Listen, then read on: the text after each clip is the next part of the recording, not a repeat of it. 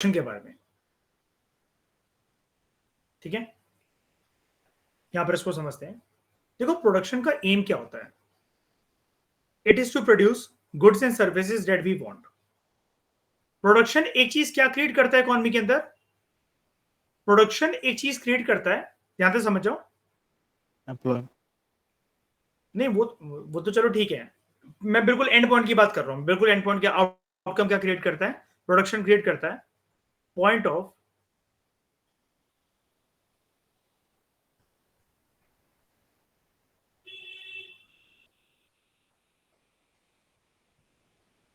Equilibrium. कितनी भी बातें आप ले लो प्रोडक्शन से एसोसिएटेड, कितनी भी, जितना मर्जी आप सोच सकते हो, आप पहुंचोगे यहीं पर। क्यों? दो लोग हैं प्रोडक्शन के प्रोसेस में, जनरली दो लोग हैं, एक कंज्यूमर, दूसरा सामने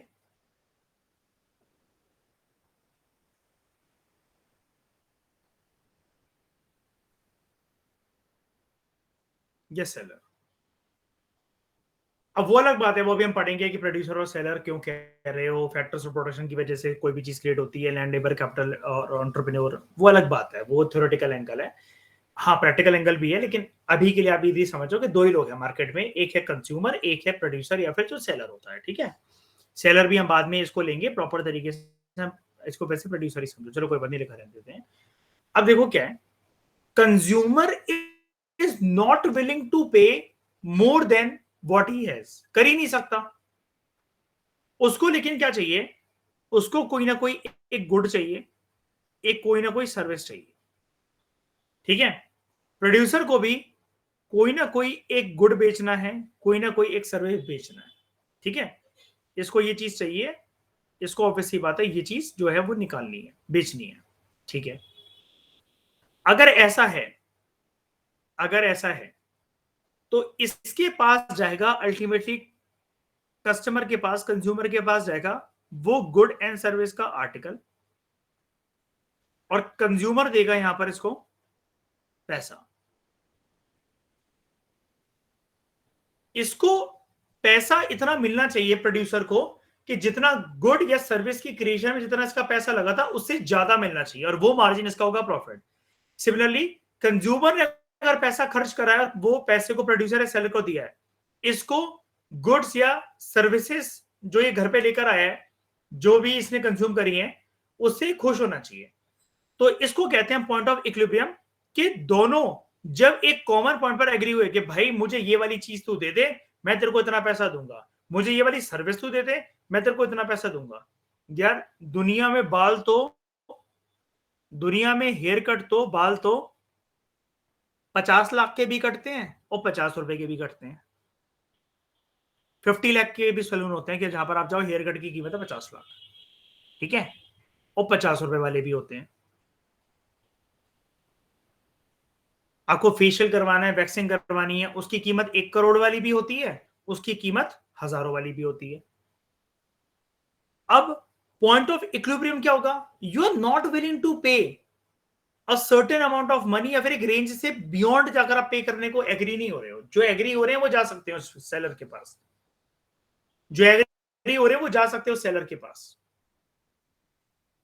अब ऐसे सेलर के हमें मिलते हैं क्या, हमारी इकोनॉमी में तो देखो मिल जाते हैं, जहां पर कोई सा भी सेलर एक अमाउंट से ज्यादा प्राइस आपसे चार्ज नहीं कर सकता है।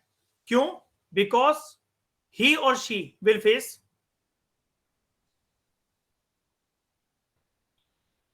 कंपटीशन। मैं सिर्फ अभी सेलर की बात कर रहा हूं, कंपटीशन। और इस प्रकार के कंपटीशन को कहते हैं परफेक्ट कंपटीशन। जब आपके पास चॉइसेस बहुत सारी होती हैं, इसका सबसे प्यारा एग्जांपल मुझे लगता है, जो आंखों देखा हम साल में 4 बार देखते हैं, अमूल और मदर डेयरी का सबसे प्यारा एग्जांपल। जैसी दुकान पे जाकर कर मैं सुनूं ना, अगर मम्मी ने बोला कि यहाँ से निकल रहा होगा तो ट्यूशन व्यूशन पढ़ाकर आ रहा होगा तो दूध लेता ही हो। अब जैसे मैं जाऊंगा तो उसने बोला, मैंने पेमेंट करी उसको, मैंने फोन पे करा, तो बोलेगा भैया 2 रुपए और कर दो, महंगा हो गया। तो मुझे समझ में आ जाता अमूल और मदर डेयरी। अभी मैं सिर्फ इन्हीं का रखता हूँ, ऑब्वियसली बात है, डीएमएस का दूध होता है, पतंजलि का दूध होता है, कंट्री डिलाइट है, ठीक है, जनरली लोग इसी को प्रेफर करते हैं, अमूल मदर डेयरी को, ठीक है। शहर वाले लोग, गांव में तो थैली वाला दूध कोई हराम मानता है, पीना जहर मानता है, ठीक है, उनके पास गाय भैंस भेड़ बकरियां पली होती हैं, वही सबसे चीज ठीक होती है, ठीक है। अमूल और मदर डेयरी, यहाँ पर अगर अमूल, अभी जैसे मदर डेयरी का जो दूध का रेट चल रहा है वो चल रहा है 60 rupees, 66 rupees per litre full cream, ठीक है, और इसका भी चल रहा है 66 रुपीज। अभी देखना, बस दिवाली क्रॉस करने दो, इनमें से कोई एक जन 2 रुपए बढ़ा देगा। मान लो कि अमूल ने बढ़ाकर इसको कर दिया 68, मदर डेयरी कुछ टाइम तक वेट करता है, मदर डेयरी कुछ टाइम तक वेट करता है, क्यों? ताकि जितने भी कंज्यूमर्स हैं वो थोड़ा सा 2 रुपए को बचाने के चक्कर में इसकी तरफ अट्रैक्ट हो जाए। 2-3 महीनों में, मुश्किल से 1.5 महीने में, 2 महीने में वो अपना एक टेस्ट डेवलप कर लेंगे, एक टेस्ट डेवलप कर लेंगे, और कंपनी वाली स्ट्रेटेजी खेलती हैं under a concept of microeconomics, under a concept of microeconomics जो कि डिमांड के साथ एसोसिएटेड होता है, लॉ ऑफ डिमांड के साथ एसोसिएटेड होता है, taste and preferences, taste and preferences. लेकिन इसके साथ यहां पर पर्सन की इनकम भी मैटर करती है, टेस्ट एंड प्रेफरेंसेस के साथ। लोग नहीं देना चाह रहे अभी, जब तक सस्ता चल रहा है, चलो। अब 3-4 महीने में मदर डेयरी क्या स्ट्रैटेजी खेलता है, दूध वाली कंपनी अक्सर ही करती है, वो क्या स्ट्रैटेजी खेलते हैं कि एग्जांपल में हमने क्या लिया, अमूल दूध के रेट बढ़े हैं, मदर डेयरी महंगा वही है, ठीक है, वो नहीं बढ़ाएगा, वो नहीं बढ़ाएगा, वो अभी इसलिए नहीं बढ़ाएगा, पहले टेस्ट को डेवलप हो जान दो, फेवरेबल टेस्ट डेवलप हो जान दो। अब 1.5-2 महीने में आप दूध जो पी रहे हो, आप चाय जिसकी बना रहे हो, आपके घर पे जो कोई भी मिठाई बन रही है, जो खोया बन रहा है, वो इसी दूध से बन रहा है, तो घर के सारे लोग, बूढ़े बुजुर्ग, आप भी, मम्मी पापा, सब लोग यही कहेंगे कि अब यही वाला दूध लाते रहना, अब ये सही लगा हमें पहले वाले से, ठीक है, टेस्ट एंड प्रेफरेंस डेवलप हो गया। अब ऐसे एक परिवार में बात हो रही तो ऐसे कितने करोड़ों सैकड़ों परिवारों में बात हो रही होगी। फिर क्या करेगा, 1.5 महीने 2 महीने बीते, मदर डेयरी पे अपने दूध के दाम कर देगा 68 रुपीज।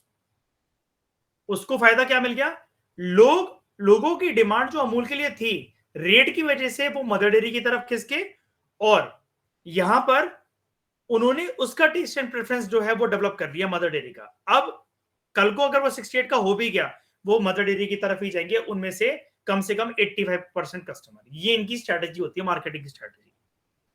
अब इसके साथ लोग, अमूल का रेट ही कम हुआ था, अगले दिन ही मदर डेयरी की तरफ कैसे चल गए, because of a term known as, again in microeconomics, perfect substitution of goods.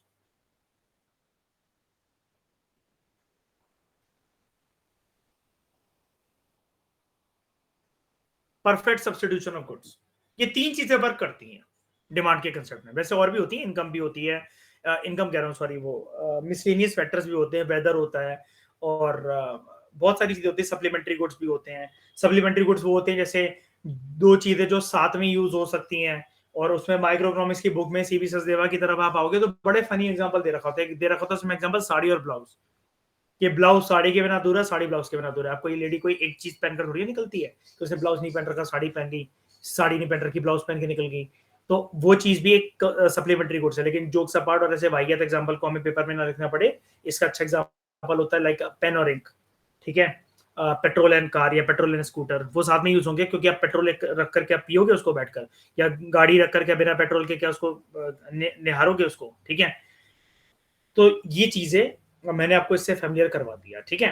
अब यहां पर क्या है, जब ये कस्टमर और प्रोड्यूसर एक चीज के ऊपर एग्री होंगे, ये बनेगा एक उनका पॉइंट ऑफ इक्विलिब्रियम, जिसको हम लोग कहेंगे पॉइंट ऑफ, लिखा तो नहीं है मैंने कहीं, नहीं लिखा, पॉइंट ऑफ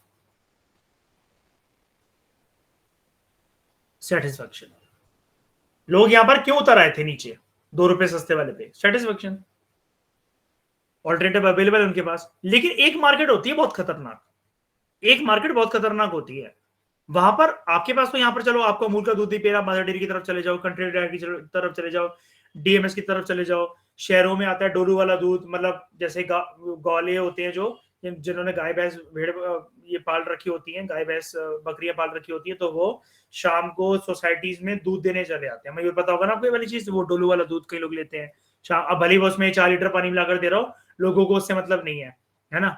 लोगों को बस ये मतलब है कि भाई ये दूध नॉन थैली वाला है तो ये ज्यादा प्योर है, ये ज्यादा बढ़िया है, ठीक है। तो एक चीज लेकिन बहुत खतरनाक होती है जब आपके पास ऑल्टरनेटिव ऑप्शंस अवेलेबल नहीं होता। अब तो इंडियन इकोनॉमी में ऐसी बहुत कम चीजें होती हैं, लेकिन एक जमाना था जब एक कंपनी एक ही गुड बेच रही है और वो सबके लिए इंपॉर्टेंट भी है, तो उस कंपटीशन को हम लोग कहते हैं इम्परफेक्ट कंपटीशन। उसके दो फेजेस होते हैं, दो रूप होते हैं, वो मैं आपको पढ़ाऊंगा बाद में। एक होता है मोनोपोली मार्केट, जिसको हम लोग कहते हैं मोनोपोली कंपटीशन, और दूसरा होता है मोनोपोलिस्टिक कंपटीशन। अभी कंफ्यूज हो जाओगे, अभी यहाँ पर कोई इसकी बात भी नहीं, कोई सेंस भी नहीं इसको यहाँ पर डिस्कस करने की। बस आप इतना समझो, मोनोपोली के अंदर एक ही जो सेलर है उसका दबदबा है मार्केट के अंदर। अब आपके दिमाग में ये आया होगा, सर ये तो फिर कितना भी रेट चार्ज कर सकता है। फॉर एग्जाम्पल, अगर टूथपेस्ट की बात करें, मान लो सिर्फ टूथपेस्ट को बनाने वाली एक ही कंपनी है कोलगेट, सिर्फ, और कोई कंपनी ही नहीं है पूरे हिंदुस्तान में, तो ये कैसा मार्केट हुआ? मोनोपोली एंड मोनोपोलिस्टिक कंपटीशन वाला। वो अलग, हालांकि एक थिन लाइन का डिफरेंस होता है, वो मैं बताऊंगा। आप अभी मोनोपोली मान लो, मोनोपोली मार्केट हुआ कि और कोई है ही नहीं, अभी इसी की मोनोपोली है। अब आप कहोगे सर ये तो फिर कितना भी रेट चार्ज कर सकते हैं, तो 1 करोड़ 4 करोड़ 5 करोड़ का बना देगा। नहीं होता ऐसा, बिकॉज कंज्यूमर एक पर्टिकुलर हद तक ही पे करने को मानेगा। लोग कहेंगे कोई बात नहीं, पुराने जमाने की तरफ चल लेते हैं। हड़प्पा के लोग क्या कोलगेट लेकर थोड़ी ना पैदा हुए थे? इंसान कितने सालों से नीम के दातुन कर रहा है ना। कोई पाउडर से अपने दांत घिसता है, हम ऐसे ऑल्टरनेटिव अपना लेंगे। हम क्यों 1 करोड़ रुपए खर्च करें बेफालतू के अंदर यहाँ पर? लेकिन मोनोपोलिस्ट के मन में एक बात ये आती है, जो मोनोपोली सेलर होता है, देखो जैसे कि मैंने आपको एक इकोनॉमिक्स में पढ़ा रहा था, एक बार अपने फाउंडेशन कोर्स का मैंने आपको एग्जांपल दिया था। मान लो मैं फाउंडेशन कोर्स अपना बेचूं 15 लाख रुपए का, ठीक है। अब पूरे हिंदुस्तान में जितने लोग मेरा चैनल देखेंगे, हो सकता है शायद से एक बंदा खरीदे, शायद से एक बंदा, शायद कह रहा हूं वो भी मैं, तो मेरे पास आ गया 15 लाख रुपए। लेकिन अगर मैं अपनी स्ट्रेटेजी ये वाली अपनाऊं, यार कहां तू 15 लाख का कोर्स बेच रहा है दीपांग, तू एक काम करना, उसको 1500 रुपए का कर दे। अब 1500 में अगर तेरे पास 1 लाख लोग भी चले आए, मतलब एक बंदा था जो तेरे को 15 लाख रुपए दे रहा था। अब तूने 1500 का कोर्स कर दिया, लोगों को सस्ता चाहिए, और ऐसे तेरे पास 1 लाख लोग चले आए, 1 10 100 1000 10,000 लाख, 1 लाख लोग चले आए। कितने हो गए मेरे पास? 1 10 100 1000 10,000 लाख 10 लाख करोड़ 10 करोड़, 15 करोड़ रुपए हो गए। और वहां पर पूरे साल में शायद से एक पर्सन आ रहा था जो कि 15 लाख रुपए मेरे को देने को तैयार है, ठीक है। तो मोनोपोली और मोनोपोलिस्टिक कंपटीशन के अंदर जो मैंने आपको अपने फाउंडेशन कोर्स का एग्जांपल दिया, ये सेलर से एक स्ट्रेटेजी खेलते हैं कि कम रेट कर दो, ज्यादा से ज्यादा कंज्यूमर बेस को हमारी तरफ आ जान दो, फिर एक बार इनकी टेस्ट एंड प्रेफरेंस डेवलप हो जाएगी ना हमारी तरफ, हम धीरे धीरे धीरे करके ऐसा रेट बढ़ाते चलेंगे जो लोगों को अखरे भी ना, और जो कि राइवल कॉम्पिटिटर्स का कल को अगर वो आते हैं तो वो उतना ही रेट रखेंगे, हम उनको बांध देंगे। जैसे कि मैं एग्जाम्पल ये परफेक्ट नहीं ले रहा हूं, क्योंकि मैं मोनोपोली का एग्जाम्पल यहां पर दे नहीं पाऊंगा जो मैं अभी बोल रहा हूं, लेकिन आप समझने की कोशिश करो। 2017 में जो जियो ने करा, ₹0 का सिम कार्ड यार, 4 महीने के लिए internet free, unlimited call free, है ना, करा था ना उसने। अब लोगों का उस तरफ क्या हो गया? टेस्ट एंड प्रेफरेंस डेवलप हो गया, प्रेफरेंस आ गई, है ना, यहाँ पर लोगों की। अब आप में से बता दो, आप में से काफी सारे लोग या आपके घर वाले या जो भी रिश्तेदार होंगे जियो का सिम कार्ड यूज कर रहे होंगे आज भी, अगर उस टाइम से अगर दीवानगी लगी हुई है जियो की, तो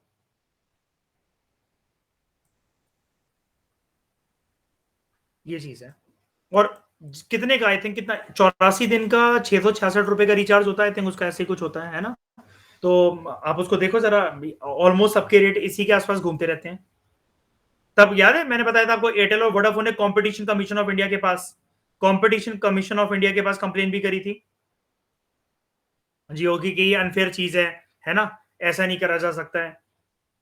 तो वो हाँ सर। ठीक है, वो बात के मुद्दे वो हमने करंट अफेयर के अंदर भी देखा था, लेकिन आप समझने की कोशिश करो। मैंने आपको देखो प्रोडक्शन की पूरी बात क्लियर कर दी, जो कि आपको यहाँ पर दे भी नहीं रखी थी, और माइक्रो इकोनॉमिक्स के बड़े सारे टर्म्स भी मैंने आपको बता दिए। इक्विलिब्रियम बता दिया मैंने आपको, परफेक्ट कंपटीशन बता दिया, टेस्ट एंड प्रेफरेंस, इनकम और परफेक्ट सब्स्टिट्यूशन ऑफ गुड्स का एग्जांपल बता दिया। परफेक्ट सब्स्टिट्यूशन का मतलब क्या है? ये बहुत अच्छे से वर्क करता है हाँ इकोनॉमी में, होता है ये कंसेप्ट माइक्रो इकोनॉमिक्स का है। थ्योरेटिकली एप्लीकेशन इसकी बहुत वाइड है।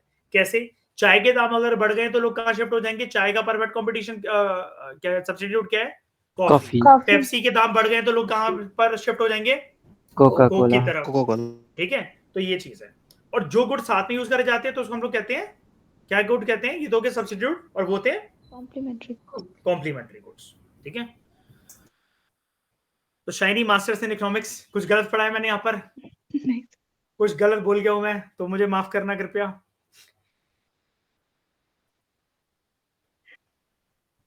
नहीं, मजाक नहीं उड़ा रहा हूँ शनि, लेकिन मैं वैसे ही कह रहा हूँ, देखो कोई हमसे ज्यादा जो चीज फील्ड में पढ़ा तो वो हमें ज्यादा वैल्यू इनपुट दे सकता है, और I always invite such input यार, कोई दिक्कत वाली बात नहीं है।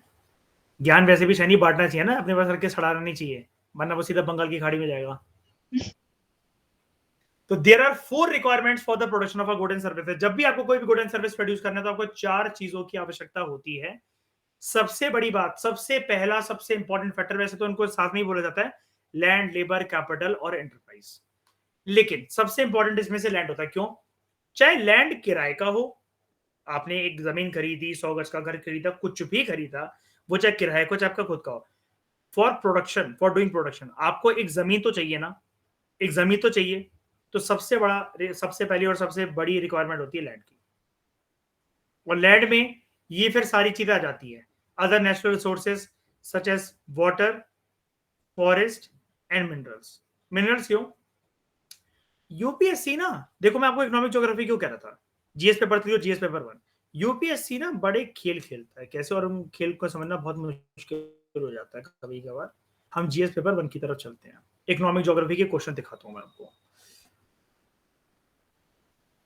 देखो एक ये क्वेश्चन देखो, जो अभी हमें पढ़ने जा रहे हैं ना कि लैंड में नेचुरल, लैंड में बात कर रहे हैं नेचुरल रिसोर्सेज की, मिनरल्स की बात कर रहा है, मिनरल्स वाले पॉइंट को पकड़ो, लैंड को पकड़ो। एक क्वेश्चन दिखाता हूँ यूपीएससी का, post independence, history, society, urbanisation, globalisation. ये तो फिजिकल ज्योग्राफी है।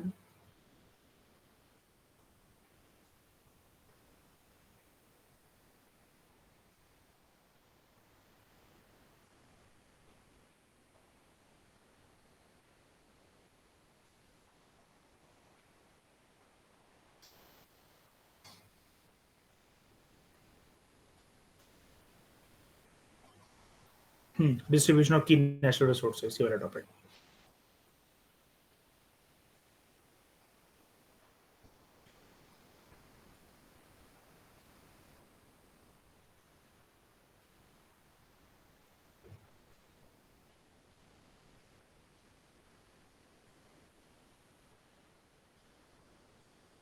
ये रहा। एक एक क्वेश्चन देखो, 2020 का क्वेश्चन है, और ऐसे एक और सिमिलर क्वेश्चन भी देखूंगा अभी आपको। टॉपिक एक्चुअली ये था, मैं इधर उधर देख रहा था।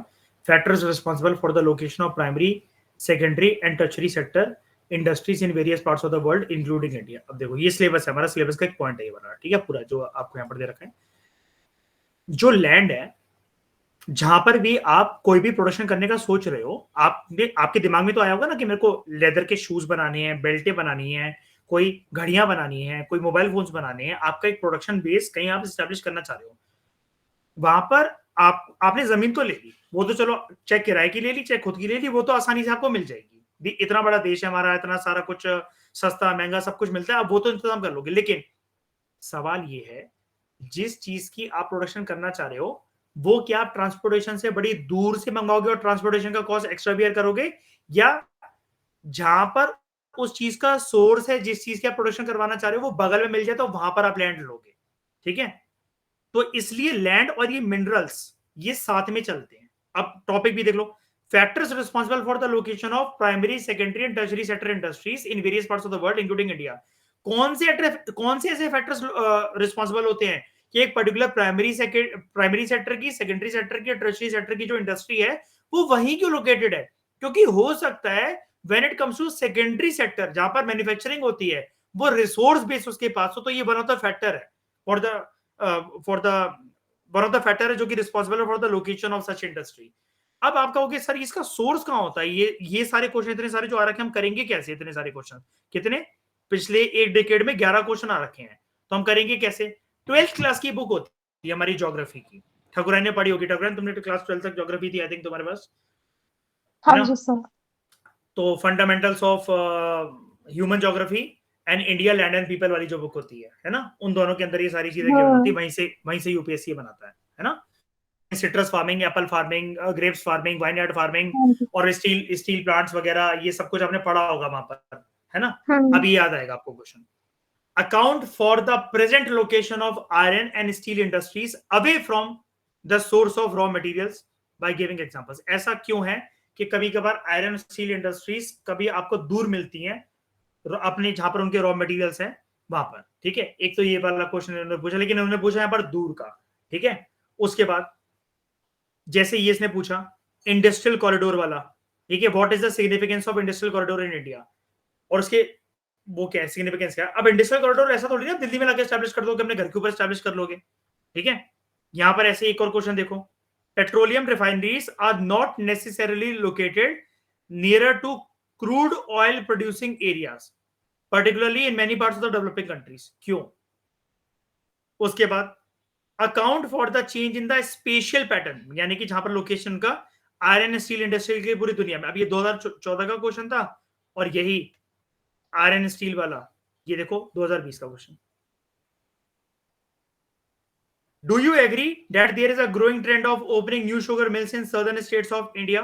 डेफिनेटली यहां पर किसकी प्लांटेशन बढ़ गई होगी अगर ऐसा हो रहा है कुछ? ऑब्जर्व, शुगर की। Sugar cane. Analyse the factors for the highly decentralised cotton textile industry in India, यानी कि कॉटन रुई से जो कपड़े जो वगैरह बनते हैं वो बिल्कुल ग्राउंड लेवल पे जाके कहां बनते होंगे? इंडिया की बात हो रही है यहाँ पर, गांव वगैरह के अंदर, विलेज एरियाज के अंदर, विलेज। है ना?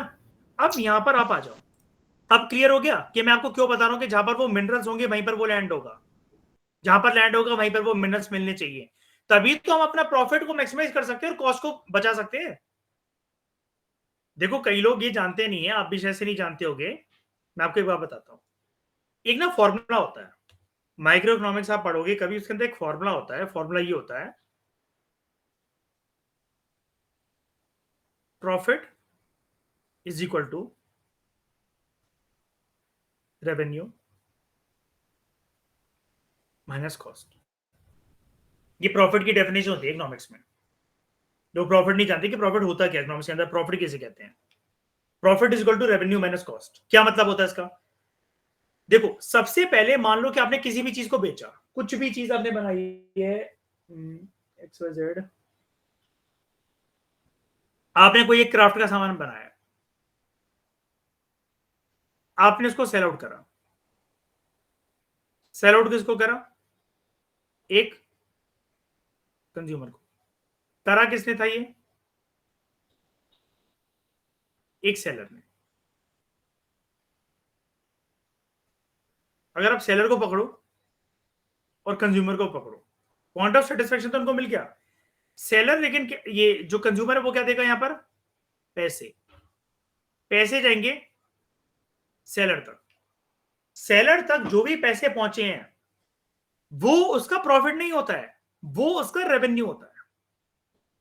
सामान को बेचने के बाद जब भी आप दुकानदार को पैसे देकर आते हो वो उसका रेवेन्यू, वो उसका प्रॉफिट नहीं होता, उसका रेवेन्यू होता है। तो डिफरेंस क्या हुआ इसमें?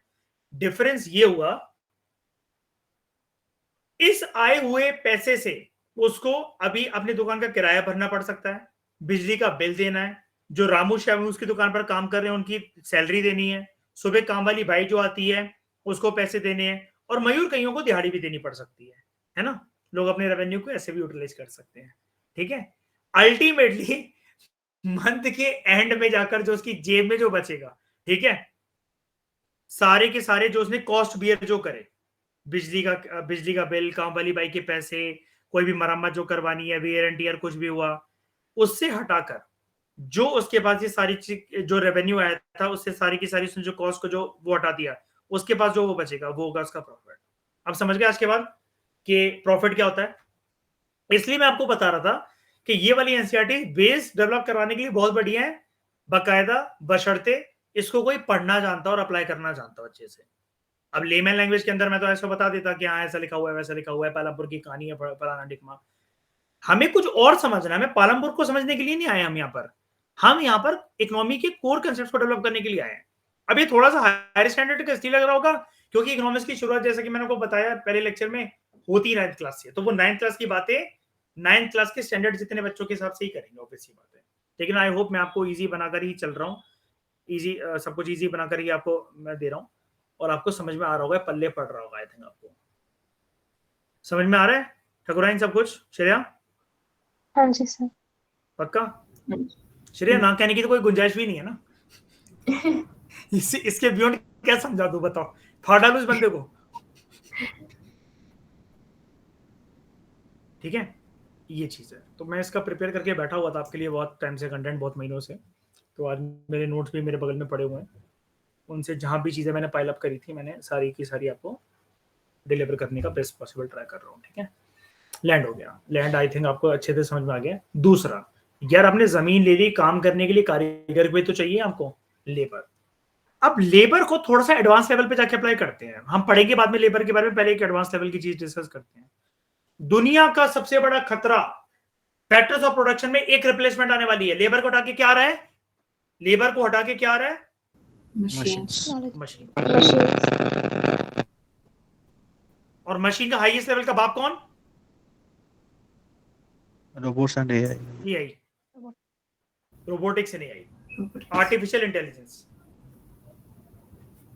याद है मैंने आपको एक सैमसंग के ऐड के बारे में एक बात बताई थी कि वो एक ऐड आता था, वो बच्चा क्या कर, और यूपीएससी का क्वेश्चन भी कि आपने वॉशिंग मशीन ऑफ करी तो गीजर ऑन करी तो गीजर चालू हो गया, गीजर ऑन करा तो आप अपने मिरर पर क्लॉक देख सकते हो, है ना?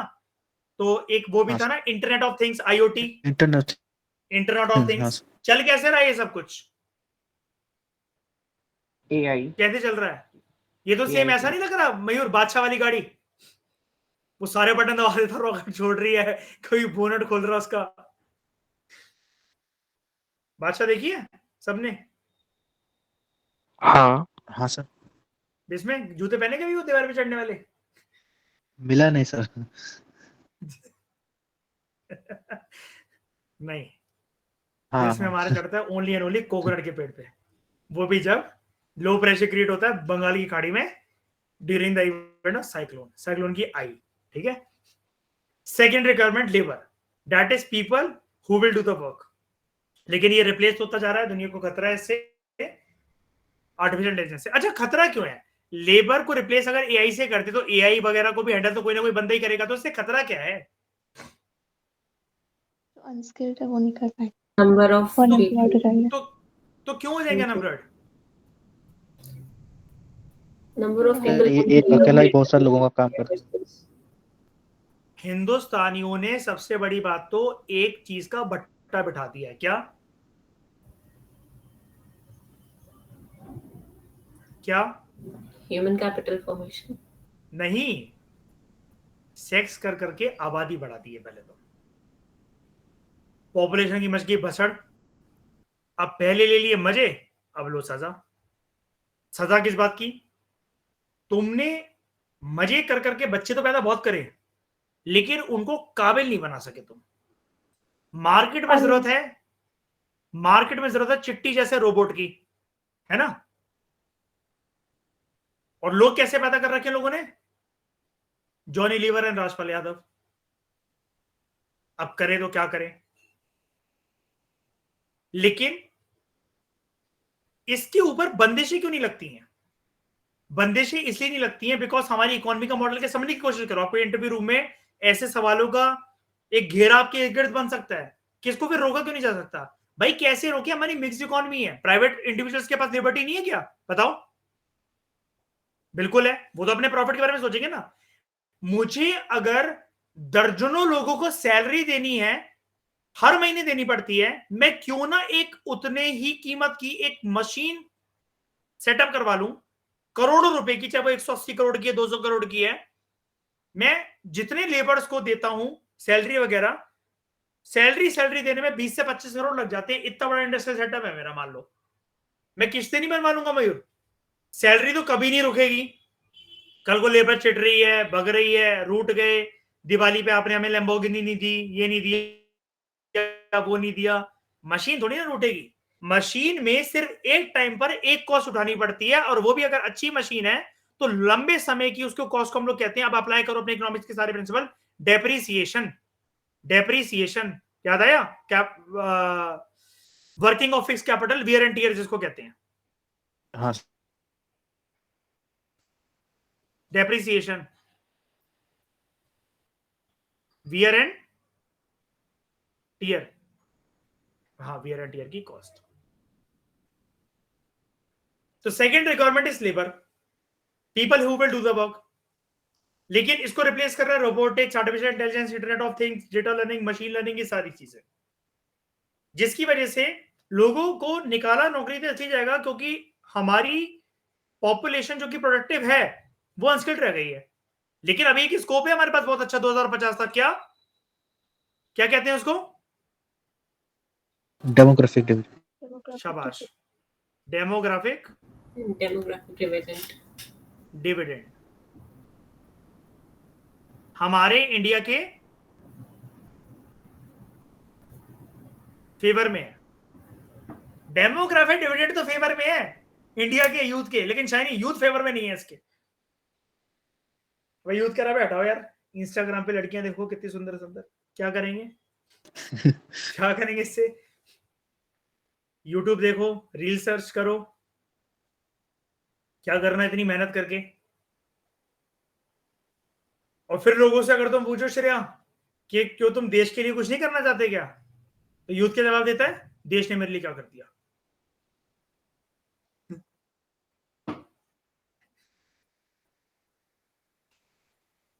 नहीं और हिंदुस्तान का आदमी भी है, भी पता है ऐसा, जैसे बेरोजगार तो रह गई 2050 तक, मैं तो इसी धंधे को टारगेट कर रहा हूँ, पता है बाबा रखवाऊंगा मैं पैसे दे दे के। उसका एक फायदा है,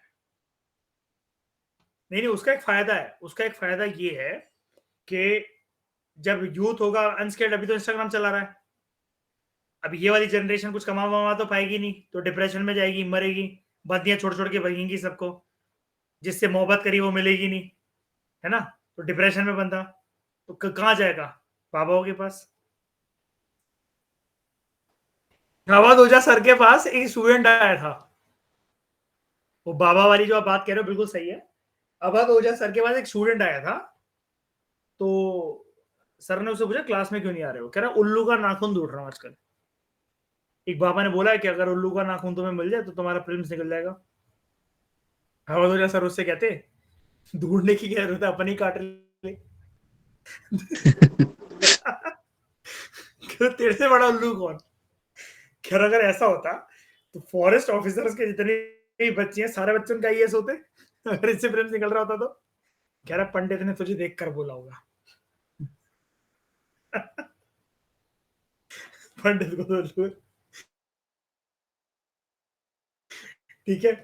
तो second requirement is labour, that is people who will do the work. Some production activities जो हैं they require highly educated workers to perform the necessary task, है ना? अब श्रेया आपका वाला काम कोई अनस्किल्ड लेबर कर सकता है क्या? बताओ। अब जब आप फील्ड विजिट पे जाते हो, वहां आपके जो कलीग्स होते हैं सिगरेट जलाते हैं क्या? नहीं। कोई नॉर्मल बंदा हो 10वीं पास, वो मैं तो नहीं मान रहा, वो पता चला एक बीड़ी में पूरा राज्य उड़ा दिया अगले दिन वो इंडिया के मैप से गायब हो गया पूरा राज्य। ऑफशोर पेट्रोलिंग माइनिंग हो रही है, मान लो क्रूड ऑयल की, ये पेट्रोलियम की, डीजल की, है ना? मुंबई ऑफशोर के अंदर हमने वो देखा था पूरा का पूरा, वहां बंदा नहीं मान रहा, खड़ा हुआ है, एक चेंबर में डाल दी एक बीड़ी, एक जलती हुई सिगरेट, एक जलती हुई माचिस की तीली, समुद्र 90 डिग्री पे आके खड़ा हो जाएगा।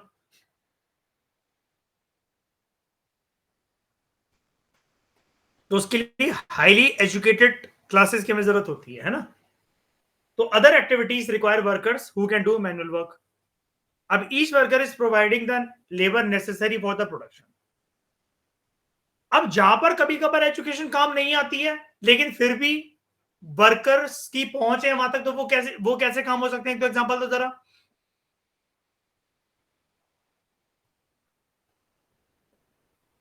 नहीं कैसे काम, मतलब क्राफ्ट प्रोडक्शन वगैरह, है ना?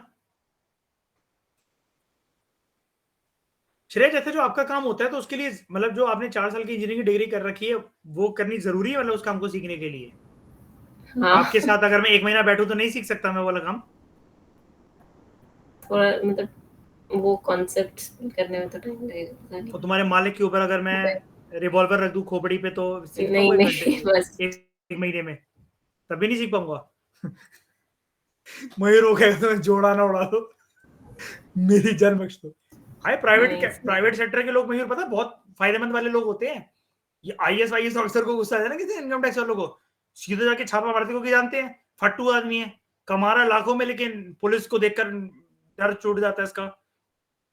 ऐसे लोगों को पता है न्यू ईयर वाले दिन टारगेट करता है इनकम टैक्स डिपार्टमेंट। हाँ भाई तुमने आईटीआर भरा था, आओ जरा थाने आ जाओ, कंप्लेंट हुई है तुम्हारे खिलाफ। अब कॉल करे तो किसको करे सारे के सारे प्राइवेट सेक्टर के लोग।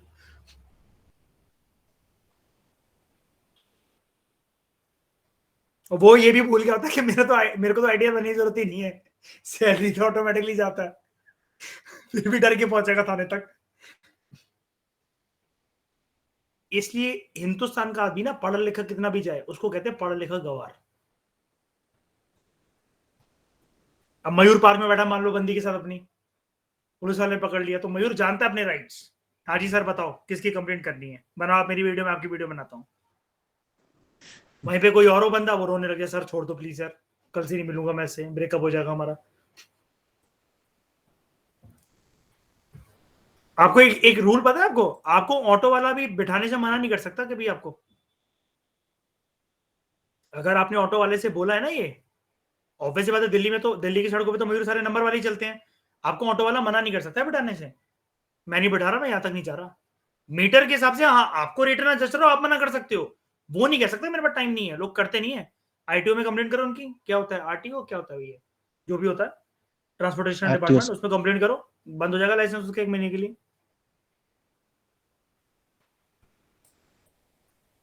कोई भी ऑटो वाला चलती है लाइसेंस से। कॉमर्शियल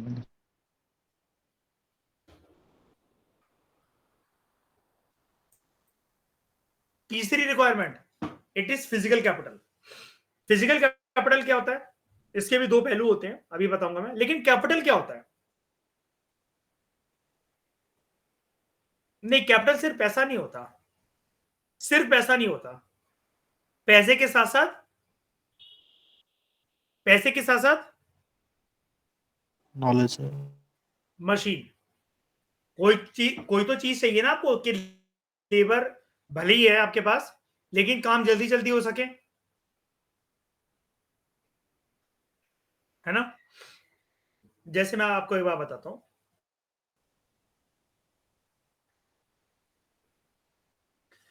मेरी मासी का लड़का है, ठीक है, लवी अग्निहोत्री, तो उसने अमेरिका जाके इंजीनियरिंग करी और उसने एक मशीन इन्वेंट करी जिसमें अलग अलग हिस्सों में बिस्किट अलग अलग साइज के बन सकते हैं और पैकेजिंग उनकी एक ही साथ हो सकती है। उसने एक ऐसा मॉडल बनाया, ठीक है, और उसने वो मशीन का मॉडल और पूरा वो मशीन बनाकर वो अपने देश में ही लाना चाहता था, इंडिया में बेचना चाहता था उसको। तो उसने सैंपल दिखाया, 1-2 को टाटास को दिखाया उसने, और तो टाटास को वो काम का नहीं लगा। फिर उसने अदानी ग्रुप को दिखाया तो उसको भी काम का नहीं लगा। अल्टीमेटली अभी कुछ टाइम पहले की बात है, लास्ट ईयर की बात है, उसकी वो जो मशीन थी वो 7.5 करोड़ में पार्ले जी वालों ने खरीद ली। तो 7.5 करोड़ का उसको वो हुआ था, प्रॉफिट हुआ था। तो दिखाऊंगा मैं कभी, आपको भेजूंगा वो, उसका इंस्टाग्राम का पेज भी भेजूंगा तो देखना आप कभी उसे। तो लवी अग्निहोत्री नाम है उसका, मेरे मासी का वो है, बेटा है, दूर की मासी है, मतलब कजन मासी है मतलब वो। तो उसकी वो मशीन का फायदा ये था कि अलग अलग ढांचे उसके अंदर बने हुए थे। मान लो कि जैसे आता है ना पार्ले जी का फैमिली पैक आता है, तो उसमें फैमिली पैक बनकर यहाँ रेडी हो जाएगा, 10 रुपए वाला यहाँ, 5 रुपए वाला है, और आप में तो शायद से काफी लोग जानते हो 2 रुपए वाला भी पार्ले जी आता है, हाँ है ना, उसमें, और 20 रुपए वाला भी आता है ना, और एक 50 रुपए वाला भी आता है, 100 वाला भी आता है, ठीक है। तो उसने ये सारे के सारे ये जो ढांचे होते हैं ना, उसने बनाया था केक या किसी और पेस्ट्री के पर्सपेक्टिव से, लेकिन पार्ले जी वालों को अपने बिस्किट के सारे साइजेस के हिसाब से ये बिल्कुल कंप्लीटली फिट मशीन लगी। तो 7.5 करोड़ में उसने खरीद ली थी, और पेटेंट राइट भी ले लिया उसने 20 साल का, कि और ऐसी कोई मशीन मतलब सेम जिसके अंदर इतने ढांचे ये हो वो और कोई प्रोड्यूस ना कर सके, ठीक है। अब यहाँ पर यहीं से शुरुआत हम करते हैं इसी एग्जांपल से, रियल एग्जांपल से, फिजिकल कैपिटल की। तो variety of inputs required at every stage of production. तो अभी कौन कौन से आइटम्स होते हैं that come under physical capital. अब 2 तरह के होते हैं, एक होता है फिक्स्ड कैपिटल, एक होता है वर्किंग कैपिटल। फिक्स कैपिटल के अंदर क्या होता है? Tools, machines and buildings. जो टूल्स और मशीन्स होती हैं, अब वो बहुत छोटे सिंपल भी हो सकते हैं। आपने एक पेचकस ले लिया, प्लास ले लिया, वो एक बहुत सिंपल टूल है, ठीक है, जैसा कि यहाँ पर आपको कह रहा है कि फार्मर का एक फ्लो है। कुछ सोफिस्टिकेटेड मशीन भी हो सकती हैं, लाइक जनरेटर्स, टर्बाइंस, कंप्यूटर्स। तो टूल्स, मशीन्स वगैरह जो होती हैं, जब आप इनको यूज करते हो लंबे समय के लिए, जो लंबे समय के लिए यूज करी जाती है, यानी कि अब देखो, आप कहोगे सर पेचकस वगैरह नहीं आएगा इस कैटेगरी के अंदर क्या? पेचकस हो गया, प्लास हो गया, ये सब जो चीजें, हथौड़ा हो गया, बिल्कुल है। लेकिन वो टूल्स बस एक रूल के अंदर आने चाहिए कि वो आप शॉर्ट टर्म के अंदर आप उनको रिप्लेस नहीं कर रहे हो। लंबे समय के लिए जब आप किसी भी चीज को यूज करते हो तो वो फिक्स एसेट या फिक्स कैपिटल की एक चीज होती है। शॉर्ट टर्म में अगर आप उसको रिप्लेस नहीं कर रहे हो तो tools, machines, buildings, they can be use in production over many years. इसलिए हम लोग इनको फिक्स कैपिटल कहते हैं। आप रोज रोज इनको रेगुलरली चेंज नहीं करते हो, ठीक है। ये क्या होती है? Fix capital. और जो शॉर्ट टर्म के अंदर आप इनको चेंज करते हो तो आपको इसका दूसरा नाम क्या होता है? उनको हम लोग कहते हैं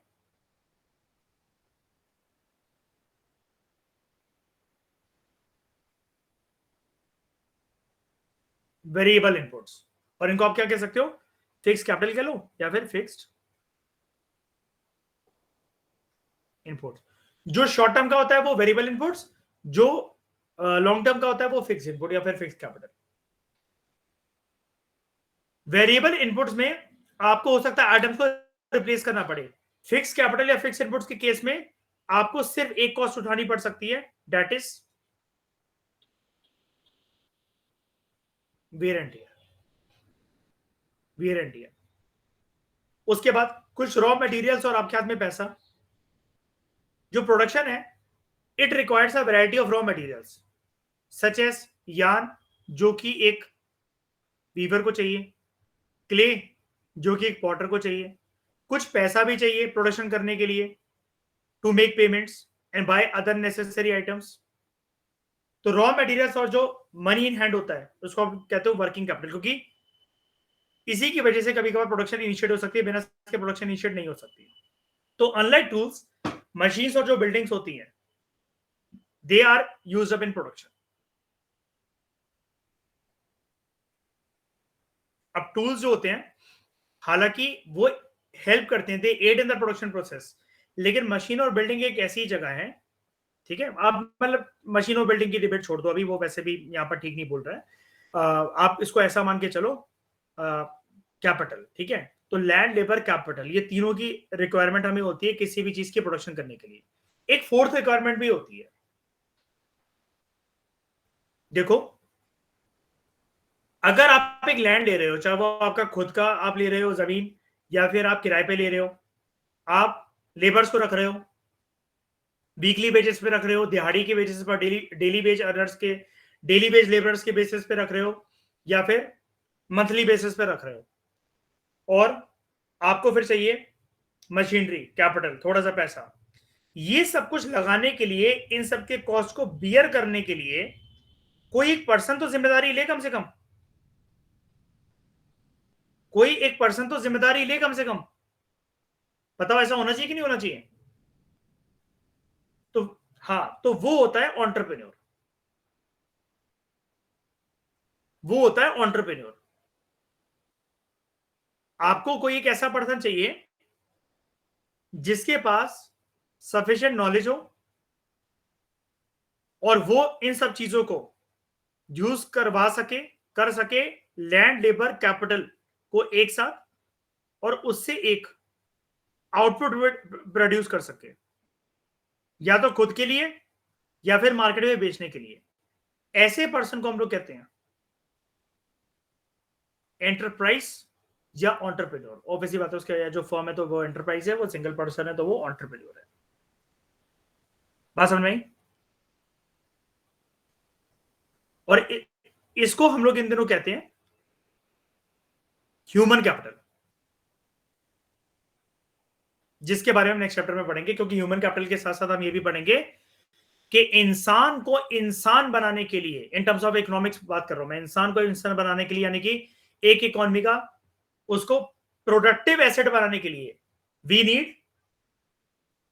need the concept of human capital formation.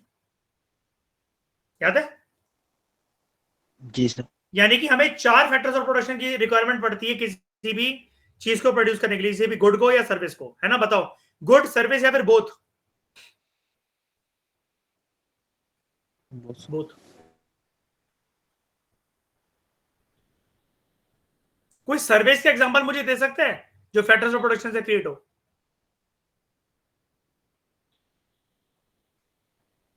Ultimately आप ऐसा कह सकते हो कि सर्विस एक आफ्टर इफेक्ट हो सकता है किसी भी चीज का, वो क्रिएट अल्टीमेटली, जो सर्विस जहां से निकलेगी वो क्रिएट अल्टीमेटली होगा इन्हीं चीजों की मदद से। जैसे आपने ट्रांसपोर्टेशन का भाई, बिल्कुल ठीक है, ट्रांसपोर्टेशन एक सर्विस है, लेकिन वो ट्रांसपोर्टेशन के लिए ट्रांसपोर्ट भी एक गुड भी तो होना चाहिए, है ना?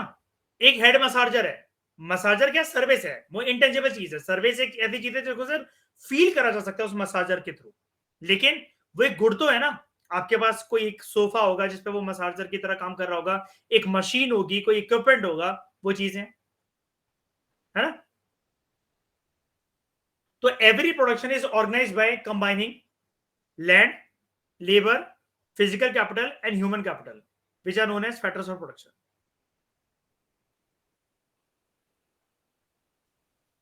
ये फिजिकल कैपिटल जो है इसके 2 प्रकार होते हैं, fix capital, working capital. Human capital हम लोग एंटरप्रेन्योर को कहते हैं, एंटरप्राइज को कहते हैं। बात समझ में आई?